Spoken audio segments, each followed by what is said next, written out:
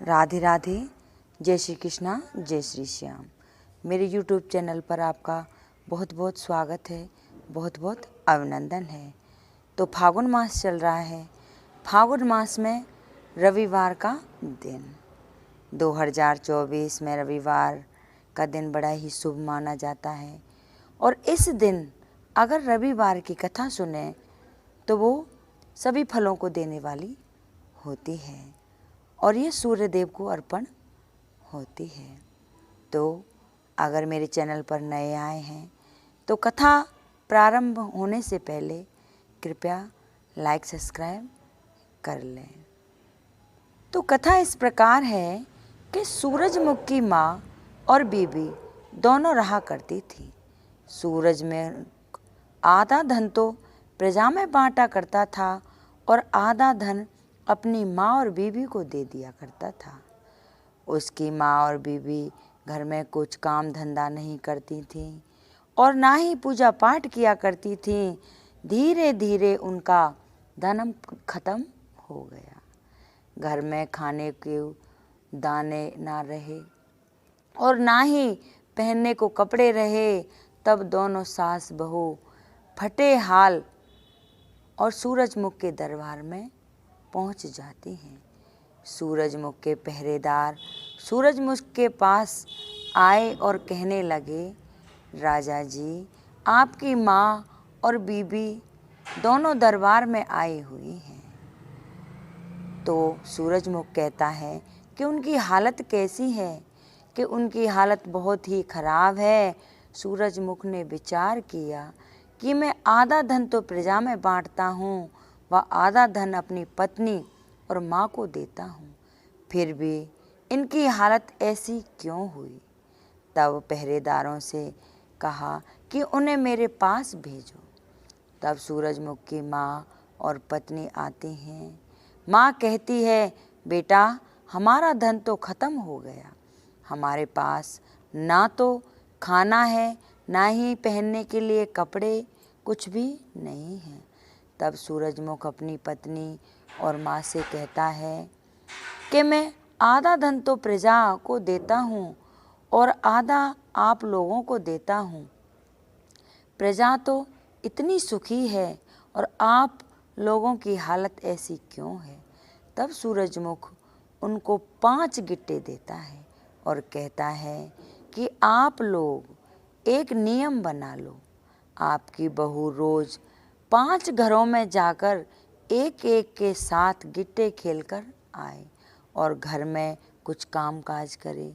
तब सास बहू गिट्टे लेकर आती हैं और कहती हैं, आओ बहनों, गिट्टे खेलते हैं। तब वह पड़ोसन कहती हैं, ना बाबा ना, मुझे तो बहुत काम है, मुझे पानी लेने जाना है और भी बहुत काम है। तुम्हारा क्या है, तुम तो सूरजमुख की पत्नी हो, तुम्हें क्या कमी है। तब दूसरी के पास जाती है, वह भी कहती है कि मुझे तो चूल्हा चौका करना है। फिर वो तीसरी के पास जाती है तो तीसरी कहती है कि बहन, मुझे तो कपड़े धोने हैं।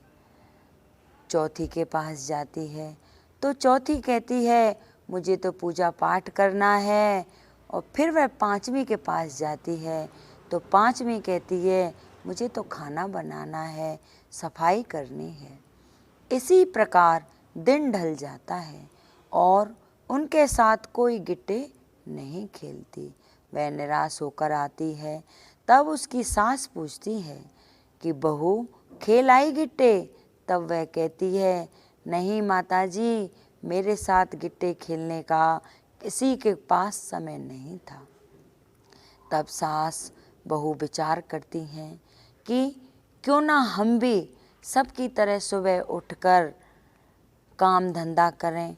और वे दोनों सास बहू सुबह उठकर घर का काम काज करने लगी, पूजा पाठ करने लगी और उनके धन में बहुत बरकत होने लगी। घर में बहुत धन बचने लगा। एक दिन सूरजमुख के दरबार में मिलने उसकी माँ जाती है तो पहरेदार सूरजमुख से कहते हैं, आपकी पत्नी और माँ आपसे मिलने के लिए आए हैं।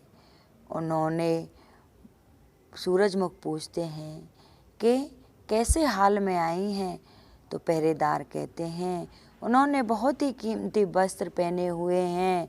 तब सूरजमुख कहता है कि भेज दो। माँ और पत्नी तब सूरजमुख के दरबार में आती हैं। माँ कहती है कि बेटा, हम तो बहुत ही सुखी हैं, तुम जो धन देते हो हम उससे बहुत ही सुखी हैं। तुमने तो हमारी आंखें ही खोल दी। तब सूरजमुख अपनी माँ और पत्नी से कहते हैं कि धन चाहे कितना भी हो, हम अगर आलस करेंगे तो वह घटेगा ही। घर में काम धंधा करो, पूजा पाठ करो व दान धर्म करो, इससे घर में शांति बनी रहती है और धन की वृद्धि होती है।